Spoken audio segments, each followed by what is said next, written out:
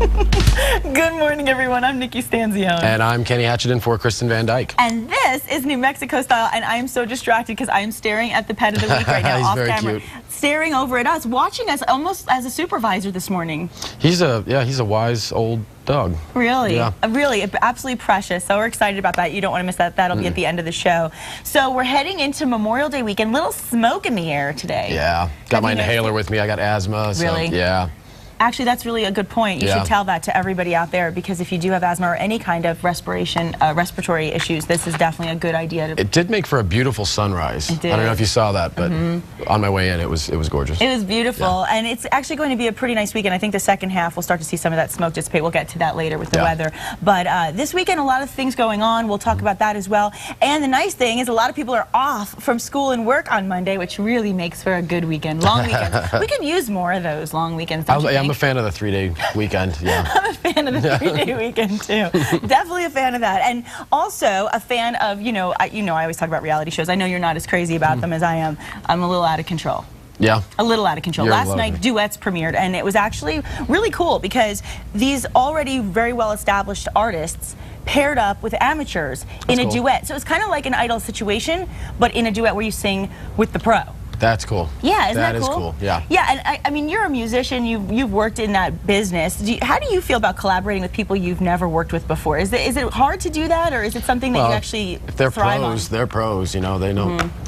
I've never had the opportunity to do anything like that, but I would love to do a duet with Ozzy, maybe. Really? Oh, that'd be good. We'll try to arrange that. I'd like to sing a song with Mr. John Bon Jovi one of these days, but you never know what could happen. Now, we have to talk about the fact that we have been, and you've been a big part of this, obviously. I want to thank you, actually. It's been our 5-day-long week where Elias Gallegos has been going out. We've been chasing our fox. That's basically what's been happening. He's been going out all over the different parts of central New Mexico, and you've had a chance to really see. I've learned a lot about these places, which is, I've lived here my whole life, and most of this stuff, I didn't even know. It's been a lot of fun. It has been a lot of fun, and of course he is traveling central New Mexico today. Completes the tour. Today's it. Today's the big one. So yeah, so he's been to let's name them off. Rio Rancho, Albuquerque, Bosque Farms, Moriarty. Yeah, and today, who knows? Who knows? Should we find out? Let's find out. Let's find out. Good morning, everyone. Well, as many of you know, I've been all over central New Mexico. I've been to Rio Rancho, to Albuquerque, Moriarty, Bosque Farms, and today we're chasing the fox to Corrales. Nestled in the west bank of the Rio Grande, Corrales is an authentic New Mexican village with nearly 10,000 residents. This gem is an oasis in the desert. Acequia trails that meander among the cottonwoods, unique shops and galleries, fine restaurants, wineries, and the Sandhill Crane bed and breakfast make Corrales the ideal refuge from the hustle and bustle of the city. Hundreds of years before the Spanish settled in New Mexico, this area was home to several Indian pueblos. Little is recorded of Corrales during the first 150 years of its existence, since it was not in the major trade routes along the river from Santa Fe.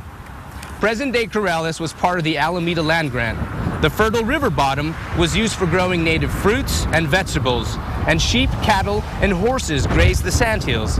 European immigrants, mainly from France and Italy, settled in the village after 1879 and grew grapes, so Corrales became known for its vineyards.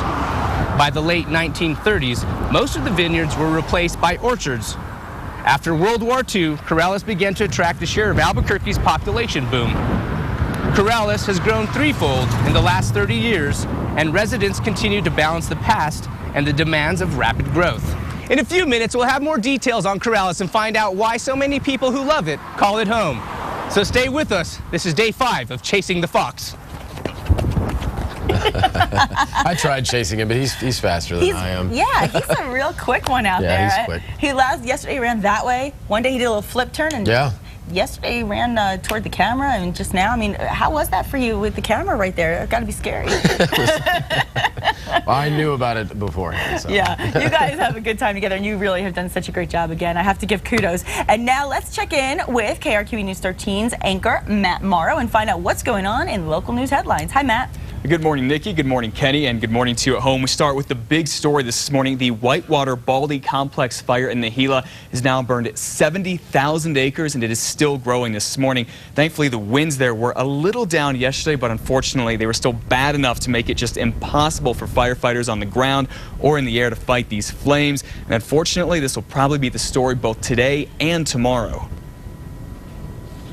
Saturday will be the whole system that's been generating this thing finally moves by and gets away to the east of us. Then the winds relax. On the bad side, though, of course, temperatures will start climbing up. So it'll still be hot and dry, but we won't have the winds then.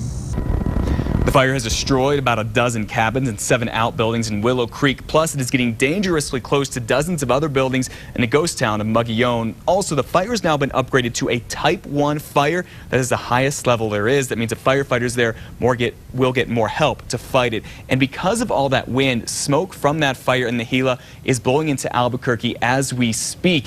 It is very dangerous for folks who have asthma and other respiratory issues. In fact, the city has issued an air quality alert that goes from last night until Sunday, so be aware of this as you head outside this weekend. That's the smoke that is blowing our way, and meteorologist John Smith tells us it's going to get worse as we go through the day. And on top of this, there is another fire burning this morning. This is in the Manzano Mountains southeast of Albuquerque. Investigators are blaming 2 teens for starting it. Fires burned at least 3 acres and is 3 miles west of Manzano. Firefighters have forced people out of 2 homes so far while they're attacking the fire from the ground and the air. And the sheriff there says 2 teenagers from a group camping in the mountains got lost, started that fire on purpose to attract attention. The boys are now in custody. Investigators plan to go after their parents for the cost of the fire.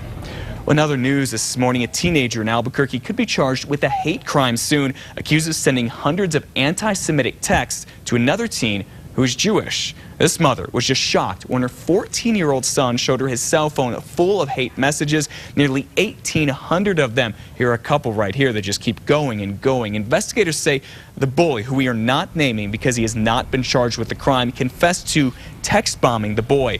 The boy was suspended until January, but that could go on even longer.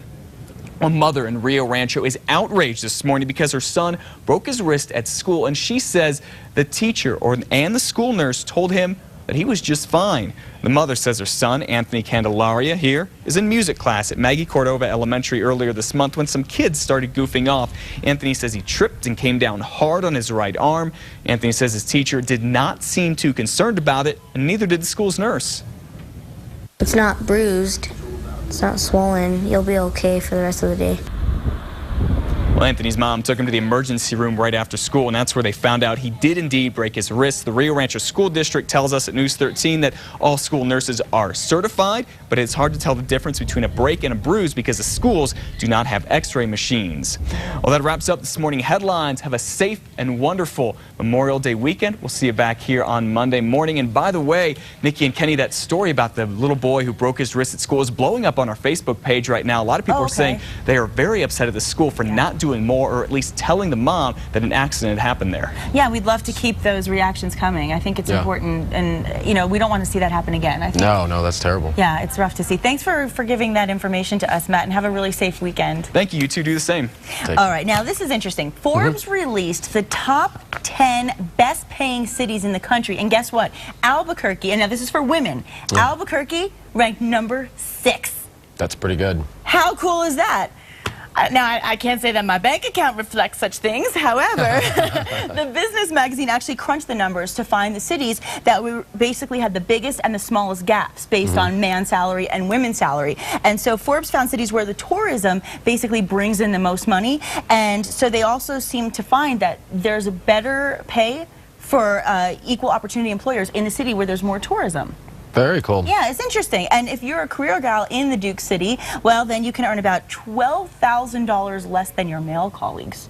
Wow. Yeah, so it's still, I mean, there's still a gap, obviously. There's still a big gap. But considering the fact that it's number 6 in the country for the least gap, I'll take that. Well, and the worst city for a woman to work is Stamford, Connecticut, where men earn almost double of what women are earning. Yeah, I think that's a big thing in the Northeast. I don't know why. Yeah, in the New England area. I don't know why, but that's kind of disturbing. I mean, no offense, you're a guy, you earn your money, you do a good job. But I don't understand why there should be such a big difference in pay. It's 2012. Let's. Thank you, Kenny Hatchitt. This is the man after my own heart. Well, he's already engaged. But Megan, you got a good one. Yeah, no, it's true though. I mean, honestly, I think that if we all do the same job, we all do the same work, and sometimes women even work harder and they still get paid less. So who knows? You know, at the end of the day, obviously Albuquerque's a good city to live in if you want to.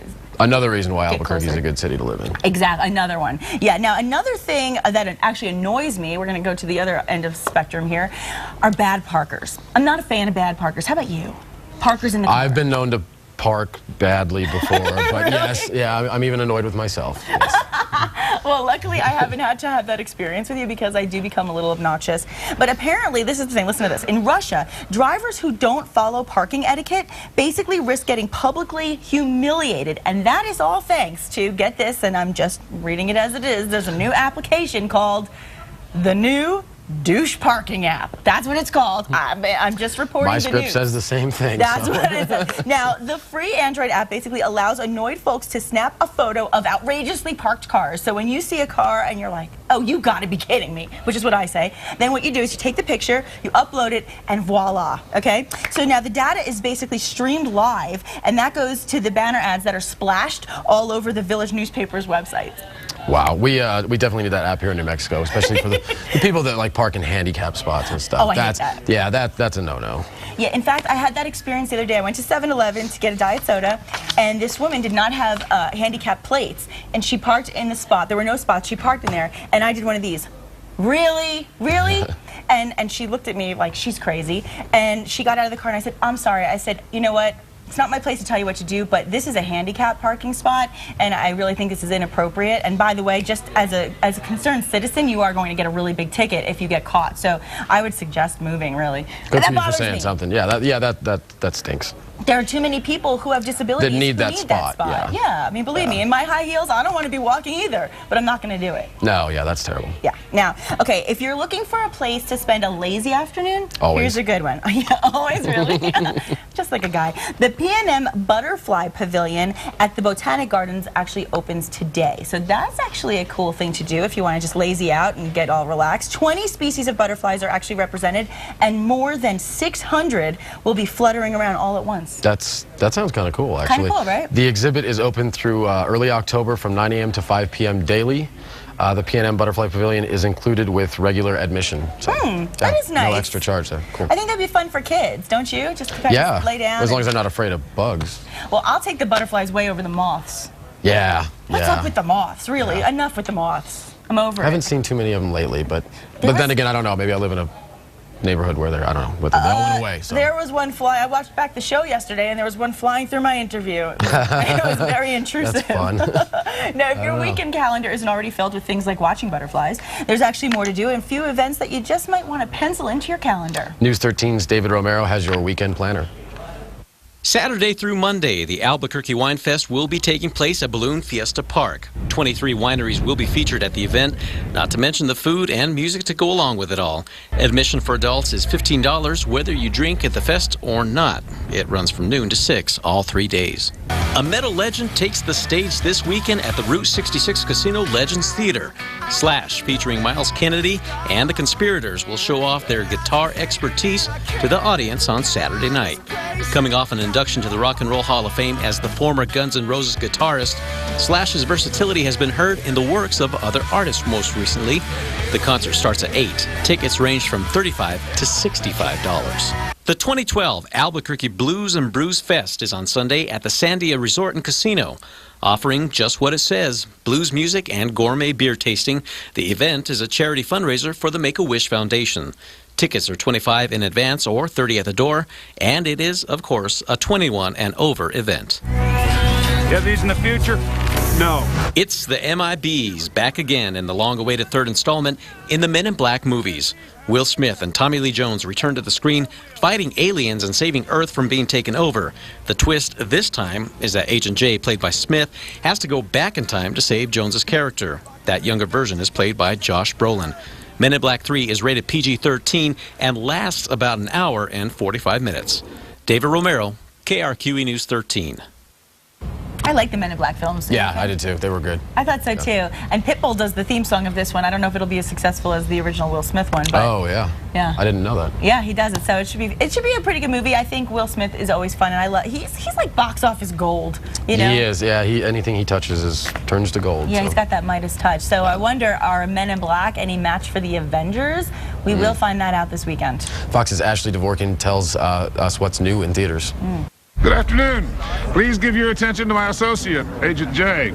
Here come the Men in Black with a souped-up 3D Part 3 full of time travel, alien encounters, and Josh Brolin doing a spot-on Tommy Lee Jones. Oh man, this coffee tastes like dirt. Brolin plays a young Agent K that Agent J has to go back and save. Of course, that's in addition to saving the universe. Have you heard of extreme tourism? You're incredible. There's a scary movie entry courtesy of the creator of Paranormal Activity, Chernobyl Diaries. Is it safe?